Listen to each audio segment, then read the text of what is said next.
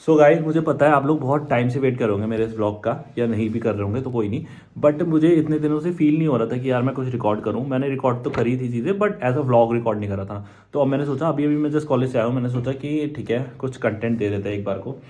तो अभी मैं आपको दिखाऊंगा, जितनी भी चीज़ें मैं आपको बताऊंगा वो सब मुझे ऑलरेडी पास में हो चुकी है। और आज तारीख है 21 मार्च है। तो अब जो भी हुआ है वो मेरे पास, आप ये मानो कि शायद मार्च की स्टार्टिंग से लेकर के, यानी कि शायद मैंने पिछले 2 हफ्ते से व्लॉग नहीं डाला है। तो वो तब की सारी क्लिप्स हैं और वो मैं ऐड कर लूँगा। उस बीच क्या क्या हुआ है मैं आपको अभी एक इंट्रोडक्शन दे देता हूँ। कि एक तो मेरे पास साइकिल आई है, वो मेरी बहन ने मुझे गिफ्ट करी है। और अब मेरे लिए चीज़ें बहुत ईजी हो गई है, इधर उधर जाना है ना, बहुत टाइम सेविंग हो गया है, कॉलेज जाना, कॉलेज से आना, ये सब। सेकंड चीज़ है कि मैंने अपने दोस्तों के साथ जो है टेबल टेनिस खेलना शुरू कर दिया है। और कॉलेज में ये टेबल टेनिस, सो एक नया अपग्रेड हुआ है। और सेकंड चीज़ है कि बैडमिंटन भी खेलना शुरू कर दिया है ऑन मंडेज़ एंड थर्सडेज। सो या मुझे बैडमिंटन खेलना आता नहीं था, मतलब बहुत कभी कभार ऐसे खेला होगा मजाक में। पर ये भी एक नया अपग्रेड है।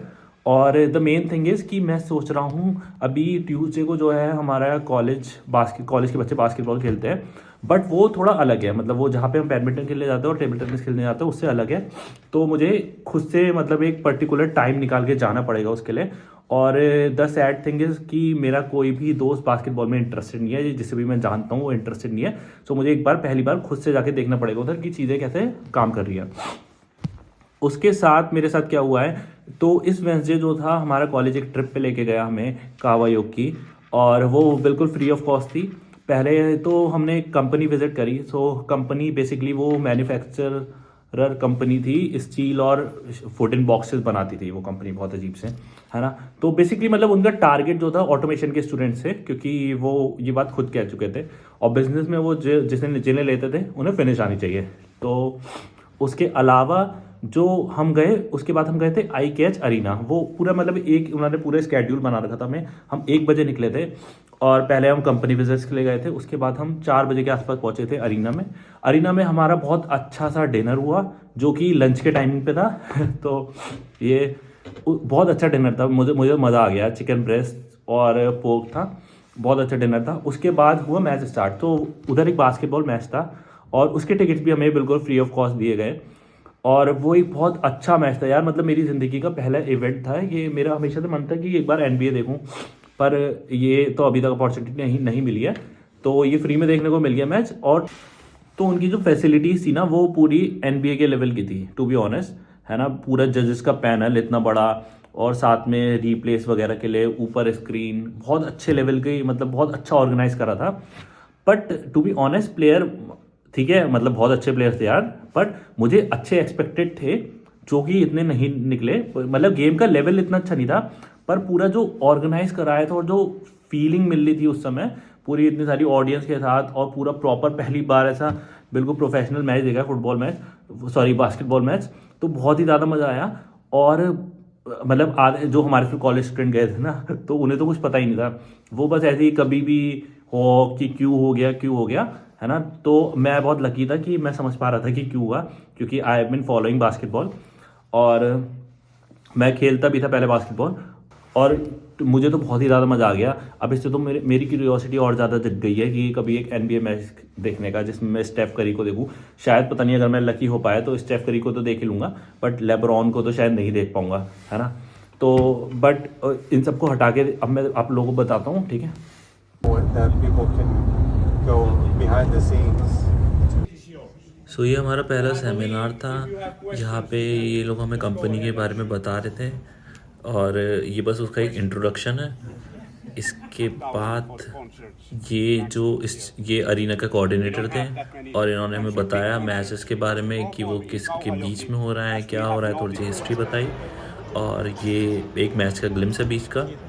सो ये फ्री शॉट चल रहा था, और उस बीच बहुत इंटरेस्टिंग मैच था। खैर ये अभी इनकी जो है लीग मैचेस चल रहे थे, ये क्वालिफाइंग मैचेस। सो इसलिए आप देख सकते हो कि भीड़ बहुत मतलब कम थी इस हिसाब से भी। बट अगर आप ये सोचोगे कि यार एक छोटी सी सिटी में मैच हो रहा है और उसके लीग मैचेस जो स्टार्ट हो रहे हैं, मतलब उसमें भी अगर इतनी भीड़ आ रही है, तो आप सोच सकते हो कि क्या लेवल होगा। बाकी बहुत मज़ा आया यार देखने में, मैं आपको ऑलरेडी बता चुका हूँ ये चीज़। इसके बाद अब तो अभी मैं जा रहा हूँ सोना के लिए, और जैसे इसको नहीं पता उसे मैं बता दूँ कि सोना जो एक टर्म है ये फिनिश टर्म ही है। तो क्योंकि ये फिनलैंड से ही, मतलब फिनलैंड का ही कल्चर है सोना, तो ये फिनिश वर्ड ही है एक सोना। और इसके लिए हमें क्या चाहिए होता है, एक शॉर्ट्स अगर आपको चाहिए हो तो, है ना। बाकी फिर मैं एक फेस वॉश ले जा रहा हूँ अपना, साथ में मेरा टॉवल है और एक पानी की बोतल। ये बहुत इंपॉर्टेंट होता है पानी, क्योंकि बॉडी जो है बहुत सारा आपका वाटर लूज़ करती है, जिससे कि लोगों को ये गलतफहमी हो जाती है कि शायद उनका वेट लॉस हो रहा है। तो उसके साथ साथ हमें और कुछ नहीं चाहिए, ठीक है। अब मैं जल्दी, और एक चाहिए आपको स्लीपर्स, है ना।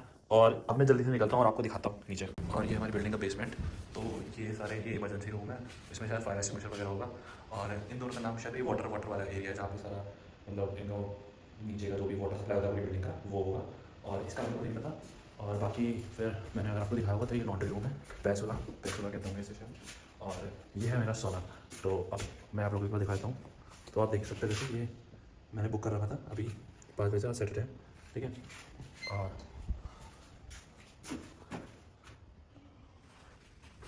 ये है वॉशरूम, ये है शावर एरिया। तो अभी मुझे लगा है रिसेंटली कोई गया इधर से, क्योंकि बहुत गर्म हो रखा है। और जैसे कि आप देख सकते हैं कि ये बकेट होती है, ये बकेट होती है सॉरी, और इसमें हमें पानी डालना होता है इस सोच में। बाकी मैं बताता हूँ लोगों का एक्सपीरियंस क्या था, और ये टेम्परेचर सेट करने के लिए होता है। Okay guys, hello everyone. तो आज जो है एक्चुअली मेरी बहन ने मुझे बिना बताए बाइक ऑर्डर कर दी मेरे लिए, तो मैं उसके पिकअप के लिए जा रहा हूँ आइडिया पार्क।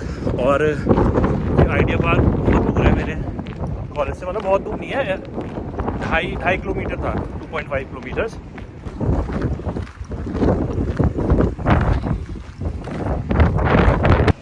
हाँ, तो मैंने साइकिल तो पिकअप कर ली है, जैसे कि आप देख सकते हैं ये वाली है ना, ये डबल एक्सेल है।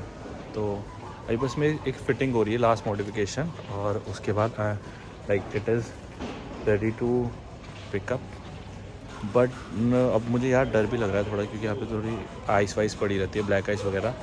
तो कहीं मैं धूल चाटता हुआ ना मिलूँगा आपको किसी दिन, अगर ऐसा हुआ तो मैं चाहता हूँ वो व्लॉग में ज़रूर मैं शूट कर लूँ, ताकि मज़े तो आए यार, है ना। पर मैं सोच रहा हूँ कि इंसान अगर गिरेगा नहीं तो उठना कैसे सीखेगा।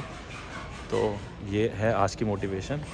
और देखो आप, जैसे बहुत सारी साइकिल्स है यहाँ पे, और अगर ये बहुत एक्सपेंसिव है यार, बट यहाँ पे बाइक्स, है ना। फाइनली मैंने अपनी बाइक पिक कर ली है, और ये है मेरी बाइक। अभी मैंने इसमें लॉक लगाया है जस्ट, और इसमें आगे जो है एक लाइट भी है ये, ताकि सामने देख लो भाई क्या चल रहा है, गड्ढा वड्ढा तो नहीं है भाई, है ना। सामने से इंसान को पता चलता है, रिफ्लेक्टर तो है बट ये भी ज़रूरी है। और इसके अलावा तो कुछ नहीं है इसमें, अभी मडगार्ड वगैरह नहीं है, बट इतनी कोई ज़रूरत है नहीं मुझे उसकी। और फिलहाल के लिए अभी मैंने 2-3 चीज़ें, इसमें पीछे एक रिफ्लेक्टर और है वो मैंने अभी सेटअप नहीं करा है, क्योंकि उसके लिए स्क्रू ड्राइवर चाहिए मुझे, और मेरे पास है नहीं। तो मैं इसे पार्क कर दूँगा। अब देखते हैं गाइस, अब सीधा अगला व्लॉग तब मिलेगा जिस दिन मैं गिरूँगा।